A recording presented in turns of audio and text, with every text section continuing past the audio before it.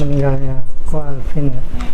Oke, mungkin boleh ceritakan seperti apa mungkin kronologis kepergian dari Ko Alvin sendiri.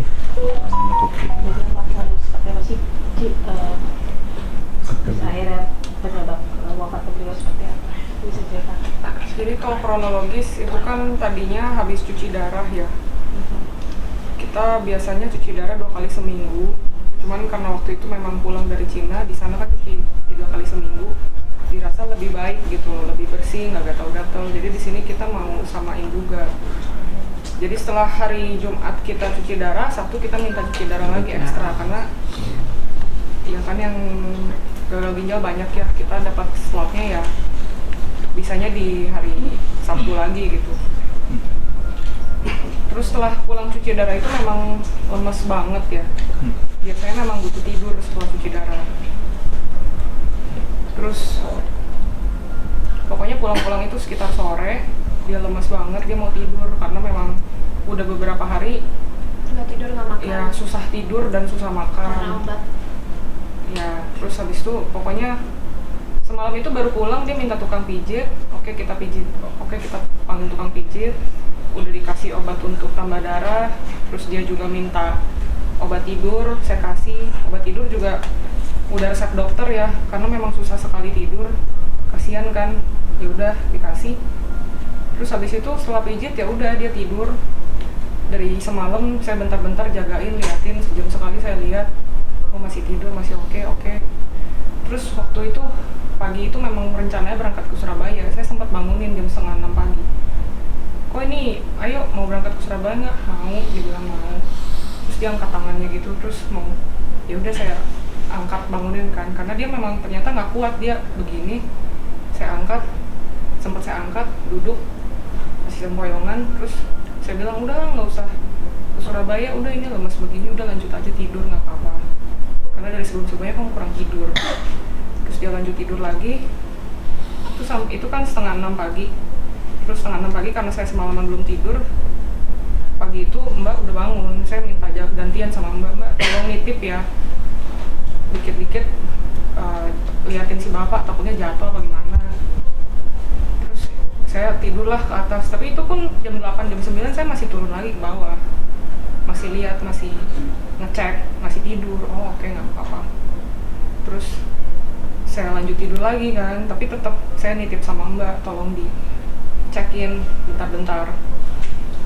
Ya udah sampai saya tidur, lagi saya tidur tiba-tiba saya mimpinya sih mimpi nggak jelas ya, saya juga nggak ingat sekarang mimpinya. Cuman yang saya ingat saya waktu itu lagi tidur, saya dengar suara dia bilang, "Say, kayaknya aku nggak kuat lagi deh," dia teriak kayak gitu. Terus saya langsung bangun kaget, turun ke bawah, saya cek posisinya tidur tapi kayak mau ngebalik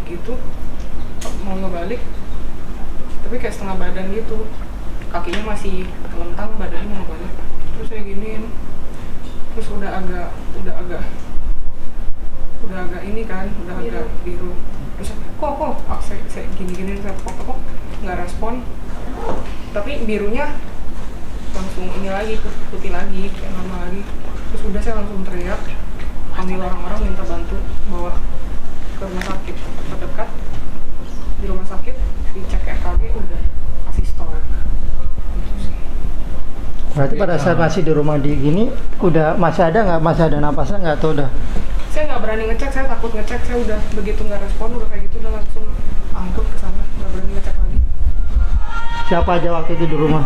Kayak semua pada kesini atau? Ada kita berdua, ada sama di rumah ada Mbak, ada asisten, ada supir, angkut semua langsung gotong.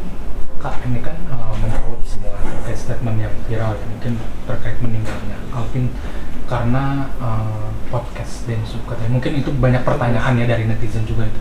Sebenarnya itu benar apa enggak sih gitu? Enggak, itu nggak benar ya. Tadi udah dijelasin kronologinya gimana. Saya pikir netizen juga pintar lah. Ya, ini mau klarifikasi aja, soalnya kemarin ada sempat yang ngomong dari mengatasnamakan keluarga. Kami kan lagi masa berduka, kami nggak mau keluarin statement apa-apa kan sampai selesai kemarin acara. Ya di sini kami mau klarifikasi aja sih, kalau Alvin meninggal karena stres uangnya Agus ke sana, itu nggak benar ya mama, karena dia lemas aja sih, udah Udah nggak kuat. memang udah nggak kuat. Terakhir komunikasi atau pesan terakhir dari Alvin sendiri apa sih Kak, ke keluarga atau ke Kak sendiri? Gak ada pesan terakhir soalnya memang nggak nyangka bakal pergi. Kan niat terakhir juga mau Surabaya. ke Surabaya, tapi yang sering kali bilang ke kita sih selalu bilangnya nanti kalau papi udah nggak ada, ini harus tetap dilanjut ya, kalian tetap harus lanjut, semua tim harus tetap lanjutin perjuangan papi udah susah payah bikin ini semua. Tapi merasa ada yang ini nggak sih, janggal atau ada tanda-tanda bahwa hal yang aneh gitu? Nggak ada. Benar-benar tiba-tiba sih. Sampai sekarang Ada dia masih tanda-tanda. iya. Sosok seperti apa sih? Apa manggilnya papa? Apa? Aku ini papi, kalau saya koko. Ini mungkin Sosoknya seperti apa sih kalau di rumah? mata keluarga. Ya udah aku dulu habis itu tante ya. Ya kalau di mata aku sendiri ya papi ini ya, kalau di media di luar kan orangnya keras, suka marah-marah, terus bold, frontal banget gitu kan, all out. Ya aslinya memang juga seperti itu. Di kita ya tegas juga orang yang suka. Ya kalau ada yang nggak benar ya dimarahin aku. Ya aku juga nggak suka papi aku suka marah-marah kayak gitu. Tapi ya marah-marah kayak gitu biasanya kritik yang ngebangun, dan nggak semua yang di luar, maksudnya nggak semua diperlihatkan. Ada juga papi tuh ada sisi lembutnya, sisi bocahnya, sisi yang butuh kasih sayang kayak gitu itu juga ada. Dan orangnya yang family man banget, provider untuk kita semua, selalu ngasih yang terbaik buat kita gitu. Dan orang-orang juga gitu, tipe orang yang royal banget, suka bagi-bagi duit lah. Papi aku itu kalau biasa ke pelayan di restoran atau ke satpam gitu, suka bagi-bagi duit. Tapi papi nggak pernah berkekurangan. Walaupun ini sempat aku singgung juga ya di waktu itu pas aku pidato pas di rumah duka. Papi aku nih ya sering ngomong-ngomong tentang dia anak naga. Dan orang-orang komennya pada enak lu duit dari warisan, dapat duit dari hasil ini itu, korupsi gini bla bla. Tapi papi aku tuh untuk membangun ini semua tuh butuh kerja keras gitu. Dulu hidupnya tuh susah. Aku juga susah dulu. Aku sama papi aku kemana-mana motoran. Terus aku udah mau tidur ditepok, bangun aku disuruh nyanyi lagu bintang-bintang kecil di motor. Jadi dulu kita susah-susah bareng. Terus pernah waktu itu habis belanja telur, aku nggak sengaja mecahin telurnya. Terus papi aku bilang, ceroboh banget sih kamu mecahin telur, nanti kamu makan telur yang pecah ya kayak gitu. Tapi abis itu papi bikinin aku yang baru. Walaupun sekarang papi tuh nggak apa-apa ya, mintanya mbak sama atau nggak kita minta dimasakin, minta dipijitin gitu. Tapi dulu papi tuh yang ngejagain aku, yang masak buat aku, yang waktu kecil mandiin aku kan waktu masih bayi, yang bersih-bersih itu papi semua, yang kerja juga papi. Jadi papi tuh dulu sekaligus menjadi mami dan ayah buat aku dari dulu. Selalu papi aku yang jagain aku, dan kemana-mana selalu berdua sama papi aku. Makanya aku sayang banget sama papi aku gitu. Dan selalu mau ngasih yang terbaik buat kita. Ya kalau papi aku sendiri ya sebenarnya nggak peduli sih. Sendal aja udah dari dulu berapa tahun sih nggak ganti. Sebelum ketemu aku sendalnya udah itu. Sendalnya itu terus nggak ganti. Tapi buat kita selalu mau ngasih yang bagus-bagus, yang kualitasnya tinggi lah, kayak kasur, sofa itu masih kita yang terbaik gitu. Makanya itu yang aku sesalin. Harusnya papi bisa menikmati juga, tapi aku sudah cukup bersyukur sih. Aku sempat mikir waktu itu kan, kok papi ninggalin aku sih di saat sekarang aku berasa masih kecil dan masih butuh papi aku. Tapi aku mikir, waktu itu tante aku bilang gini, papi tuh ninggalin kita bukan karena papi mau ninggalin kita, tapi emang udah gak kuat aja, udah lemes. Aku nggak bisa ngebayangin rasanya gimana, pasti sakit banget. Di situ aku mikir, Tuhan kenapa ngambil papi aku secepat ini? Kenapa nggak nanti aja tunggu aku udah nikah, tunggu aku udah punya anak? Tapi mungkin teman-teman di sini ingat yang waktu papi aku waktu itu masih di penjara, dan aku waktu itu sempat nggak bisa dapat pengobatan, dihalang-halangin lah sama oknum dari sana. Di situ kan aku juga ke podcast sini situ biar papi aku bisa dapat pengobatan, karena pas itu ketahuan gagal ginjal nggak bisa ke rumah sakit gitu waktu itu. nggak bisa cuci darah, susah untuk dapat pengobatan. Di situ papi aku udah kayak orang yang keingetan lah, kan udah ureum racun numpuk muntah-muntah, dan di situ kayak aku takut papi aku pada saat itu meninggal. Mau ke podcast sama sini dan aku sama tante aku sempat kita nangis bareng dan takut papi kenapa-napa. Tapi untungnya Tuhan baik, dan di saat itu bisa aja papi aku meninggal karena racunnya udah numpuk, kan ginjalnya nggak berfungsi, racunnya udah numpuk. Di saat itu bisa aja Tuhan kalau mau ambil, tapi Tuhan memberikan aku dan keluarga 1 tahun kebersamaan lagi setelah keluar dari penjara, dan kita bisa bertigaan kemana-mana bareng-bareng, kita bisa ya intinya gitu, kita bisa bareng, bisa makan bareng, bisa secara keluarga kita bisa harmonis, dan aku masih bisa menyayangi papi aku dan papi aku masih bisa sayang sama aku gitu.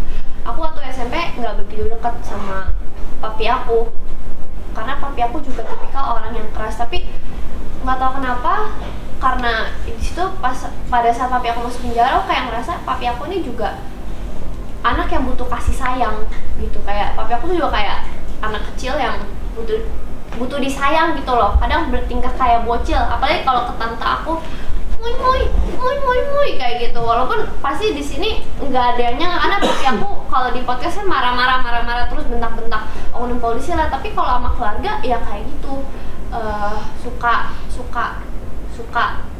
ya apalah, kalau ya manja lah gitu. Kalau di gereja kadang kita suka, misalnya nih papi aku sering kayak gini di gereja gitu. Kemarin pas rumah duka aku nangis karena nggak bisa meluk papi lagi, dan kesukaan papi tuh nonton gitu kan, terus suka makan bareng, suka makan enak, kalau kemana-mana selalu ngajak orang traktir makan, terus selalu ngisengin kita beli sana beli tuh, mau itu gak beli gitu, selalu mau ngasih kita yang bagus gitu. Itulah papi aku orangnya aslinya sebenarnya manja dan butuh kasih sayang dari keluarga, dan selalu pokoknya family first lah bagi dia, orangnya family man banget gitu. Bagi aku sih papi aku sosok yang seperti itu ya, dan juga bener-bener pintar banget orangnya, dan ya ngedidik aku juga keras sih, tapi papi aku sayang sama aku, dan ya aku diberikan ilmu juga. Jadi aku setelah ini itu nantilah tante dulu deh. Aku kebanyakan ngomong kayaknya. Udah panjang lebar sama Kat. Ya intinya kalau meskipun di luar kelihatannya keras, marah-marah, tapi aslinya lemah lembut dan baik hati. Dia keras begitu karena dia sayang sih. Kita semua juga gitu, kalau dia sayang ya dia akan kerasin, kalau dia nggak sayang ya dia akan cuek aja, bodo amat. Bahkan kadang beberapa kali sempat, kalau misalnya ngobrol sama kita ya, kadang kan ada pesaing atau apa gitu kalau bisnis, kadang-kadang kita kayak, kok itu ini loh, kayak bukan gimana sih, cuman kayak ngobrol aja, kok ini loh dia kayaknya mau ikut-ikut kita nih, kok bikin ini, dia bikin ini.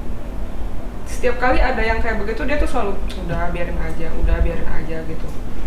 Kayak beberapa kali kayak ya ada klien diambil atau apa ya, namanya bisnis kan ada yang kayak begitu, selalu kayak udah biarin aja gitu sih. Jadi di balik kerasnya ya orangnya di dalamnya lemah lembut, dan ketika kalau ngurus perkara juga nggak pernah ada hard feeling gitu. Dia selama ini Cuma keras kayak begitu tuh jalanin tugas aja. Kalau misalnya udah selesai atau apa ya dia juga nggak menaruh dendam sama orang yang si lawannya itu, nggak pernah. Iya. Tipe orang yang mikir, oke, kita berantem hari ini, besok kita bisa jadi teman baik gitu. Tapi aku kayak gitu. Sama itu kan klarifikasi juga yang si RS itu, Sakti, yang dia bilang papi pansos. Iya, dibilang gitu.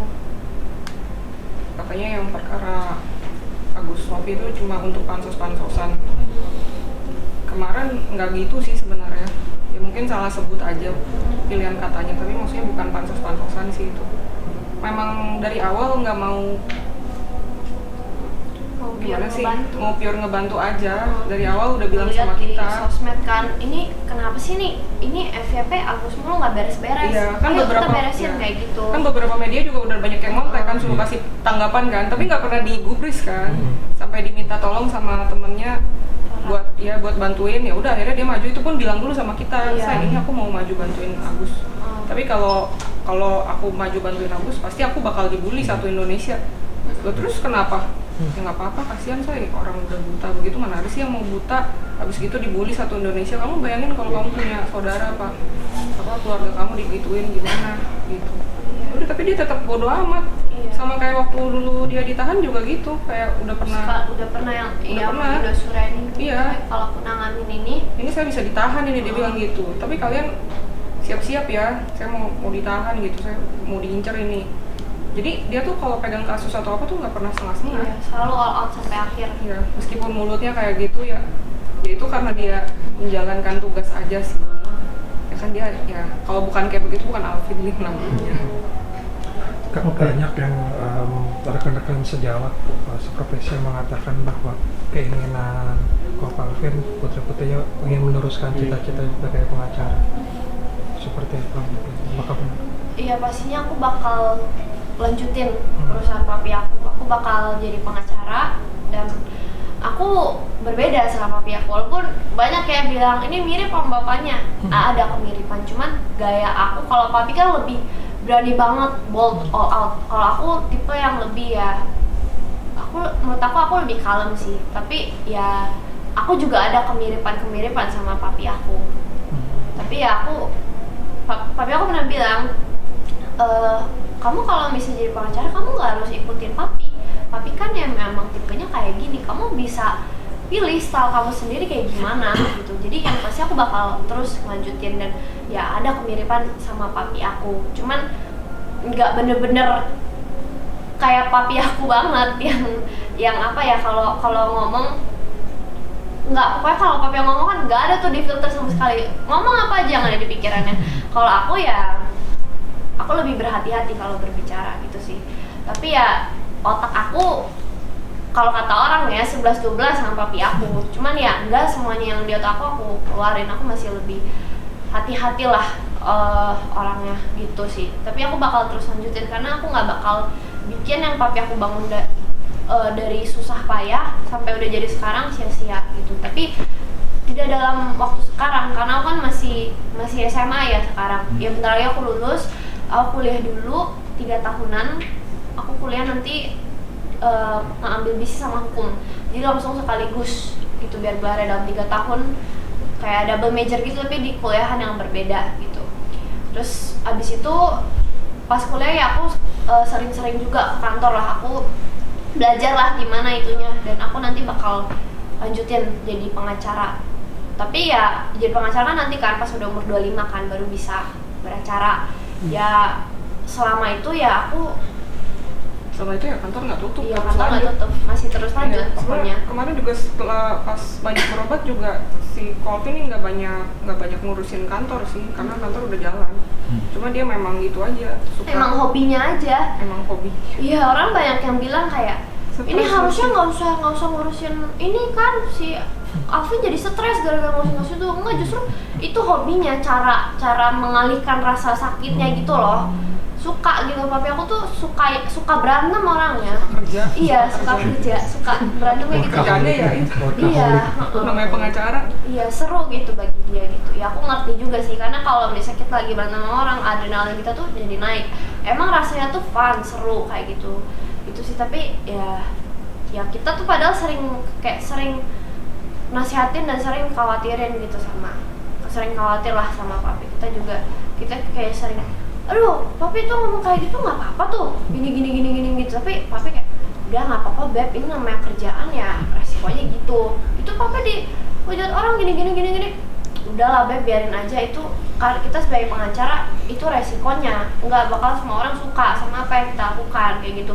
Pokoknya di setiap hal yang negatif, misalnya aku mikir itu negatif, tapi papi selalu mikirnya tuh positifnya gitu loh. Dan setiap hal ya kayak gitu sih. Dia tipe orang yang nggak pernah ngedown. Selalu masalah-masalah juga dia kayak udah tenang aja, ini tuh ada bagusnya, selalu Iya juga. kayak gitu, ini ada bagusnya beb, gini. Oh iya juga sih ya Pi ya, oh ya udah deh kayak gitu. Jadi ya itulah papi aku pintar orangnya. Gitu sih. Tapi masih ini nggak apa artinya masih tidak menyangka nggak kepergian ayah sendiri, terus masih merasa keberadaannya masih ada di sekitar Kat, mungkin sama istri juga. Seperti apa Kat? Tante kan Kita boleh juga dibilang ada yang dadakan. menyangka sih ya, karena ini kan tiba-tiba banget. Kalau aku menyangka dari awal, misalnya aku udah menyangka, aku temenin tiap hari, aku nggak bakal lepas dari sisi papi aku. Makanya pas malamnya itu aku nyesel karena nggak bisa nemenin papi aku di bawah. Soalnya papi aku kan nggak naik ke atas, itu baru pas itu doang papi aku tidurnya di bawah. Di situ kamarnya berdebu banget karena itu kamar orang lain di bawah lah, kamar karyawannya papi aku gitu. Pokoknya kamarnya berdebu dan udah kotor banget, kotoran numpuk di situ. Kasihan sama papi aku, tapi pas itu aku lagi sakit. Aku sebenarnya mau nemenin papi di situ, cuman ya mana ya, kalau aku tahu ya, semua orang ngomong gitu lah pasti. Kalau mereka tahu orang tua mereka kapan meninggal, pasti ya mereka bakal mau lebih banyak waktu. Tapi ya aku nggak begitu gimana sih, karena selama ini aku udah kemana-mana sama keluarga aku sih. Setiap weekend ke gereja bareng, nonton bareng, makan bareng, dan kadang ya aku kalau misalnya di mobil aku sering pelukin papi aku juga gitu sih. Jadi ya aku bersyukur sih masih diberikan waktu gitu. Kat, hal apa yang masih membuat lu kadang sedih terus nangis? Apa mungkin apa Ada momen hal apa, momen apa lu melihat benda-benda ayah atau apa mungkin yang membuat lu kadang sedih terus nangis teringat lagi? Apa Kat? Keadaan yang bikin sedih ya tersadar kalau misalnya yang aku kan sama dari kecil sampai gede kan cuma sama papi aku yang merawat aku, yang kasih aku makan gini-gini. Waktu itu belum ketemu Tante Pio tuh pas SD. Tapi ya itu satu-satunya yang kayak apa ya, kalau Tante Pio kan secara keluarga kan mami aku gitu kan. Tapi kan kita ketemunya baru di pertengahan, dan sampai aku gede pun ya kalau menurut aku sih papi aku yang paling sayang banget sama aku. Kayak orang yang sesayang itu sama aku, sampai rela kerja keras mati-matian gitu kan. Sampai sebenarnya sakit ya bukan gara-gara aku, dan papi aku emang suka kerja sih, tapi ya itu buat keluarganya, itu bukan untuk dirinya sendiri, biar keluarganya tuh bisa hidup enak gitu. Jadi yang bikin aku sedih itu sih, menyadari kalau orang yang paling sayang sama aku itu udah nggak ada, dan aku kadang ngerasa sendirian. Itu yang kemarin kan banyak tuh tamu berdatangan untuk mendoakan seorang Henry. Ada nggak sih salah satu orang yang ngasih support atau ngasih saran ya kan untuk Kat sendiri? Gimana? Ada nggak seseorang itu kan kemarin buat tamu-tamu penting banyak, ya kan lawyer banyak. Ada nggak ya kan pesan dari Si support support atau arahan? Ada nggak? banyak yang paling dari teman-teman papi yang bilang, mungkin teman-teman papinya mungkin yang sesama pengacara gitu ya, kayak lihat mungkin ini kesian masih kecil. Banyak juga sih yang banyak. Kat kalau butuh apa bilang oke Kontak aja. kontak aja. Iya. Kayak banyak yang itu sih. Tapi Kat sendiri apa maksudnya kaget gak sih sampai Kapolri pun juga ngasih beberapa juta ya kan, terus ada juga si mantan gubernur Ahok ya kan dengan perjalanan almarhum yang sangat frontal dan akhirnya juga banyak karangan bunga. Tanggung jawab aja. ternyata banyak yang support. Kalau banyak yang support kan selama ini memang udah tahu ya. Cuman ya sebenarnya agak nggak nyangka juga sih ternyata sejauh itu. Ada beberapa orang yang belum pernah kita kenal, orang-orang yang udah ada nama belum pernah kita kenal, ternyata kirim bunga datang. Ya nggak nyangka juga sih Alvin Lim ternyata dikenal banyak orang, dan maksudnya image-nya juga meninggalkan kesan yang bagus lah buat bangsa ini. Kak, mungkin sedikit klarifikasi soal dikremasi, memilih dikremasi dibandingkan dimakamkan. Mungkin seperti apakah itu sudah dari kepentingan dari keluarga apa seperti apa? Udah pesannya dari Alvin sih, karena sebelum sakit parah, waktu masih sehat gitu, kita sempat beberapa kali ngobrol iseng-iseng aja, bukan yang gimana-gimana. Dia pernah bilang beberapa kali, nanti kalau dia udah nggak ada dikremasi aja biar nggak usah nyusahin orang. Pernah juga kan sebenarnya kita kayak kayak nggak setuju kan, kayak kenapa nggak dikubur aja, maksudnya masih bisa dikunjungin, masih bisa dilihat. Maksudnya ngapain nyusahin orang, katanya mesti bayar iuran tahunan, mesti dirawat, mesti dikunjungin, nggak usah katanya. Jadi ya udah, meskipun kita sebenarnya berat, tapi ya udah kita Maunya kayak gitu. kita ikutin yang Emang tipe yang nggak mau ribet. Itu kapan? udah lama banget. Iya udah Dari lama. sebelum nikah, Bet. Emang iya sebelum Sebelum nikah ya. sebelum papi masuk penjara sih Iya. waktu itu aku Udah nanya lama papi nanti banget. kalau udah meninggal mau kubur apa kremasi, Terus kayak sama cuma itu nanya doang. beberapa kali juga, bukan cuma Iya. sekali. Itu sudah punya feeling berarti ya. Bukan Enggak. gini. Kayak Itu ngobrol Maksudnya aja kayak apa? iseng. Kayak misalnya keinginan dari Iya. ini. Enggak, itu waktu lama sebelum papi di penjara. Sebelum gagal ginjal. Iya. Selain Cuma itu, nanya iseng. selain itu ada nggak sih mungkin hal-hal yang dipersiapkan ketika mungkin, karena Ko Alvin sendiri kan udah mengetahui bahwa dia udah sakit, memang sakit parah ya, artinya bukan sakit main-main, pasti kan di kemudian hari akan meninggal juga. Udah ada apa yang sudah dipersiapkan mungkin buat Kate atau buat istri Dia apa? ngajarin kita keuangan. Iya. Itu waktu Waktu di penjara. di penjara. Jadi kita ke penjara tuh bawa buku yang dia tulis, itu buku Big Green Machine.